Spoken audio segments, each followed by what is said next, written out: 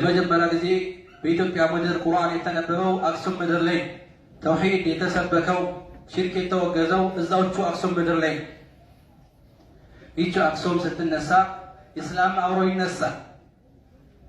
ነገር ግን ያ ታሪክ ያ ኢስላምን ያከበረ መንፈስ ዛሬ ወደ ኋላ ተቀይሮ የዛች አካባቢ ሰዎች ሀገራቸው ላይ መስገድ አይችሉም በጀማ። ለምን? መስጊድ የላቸው። የሞተ ማሻቸው እዛች ከተማ ላይ ይቀበር። ምክንያቱም እዛ ከተቀበረ ከተማዋን ያረክሳታል። ይህ አልበቃ ብሏቸው ተማሪዎችን ትምህርት ገበታቸው ላይ እንዳይቀመጡ የተለያዩ መንገዶችን በመፍጠር ያግዳሉ።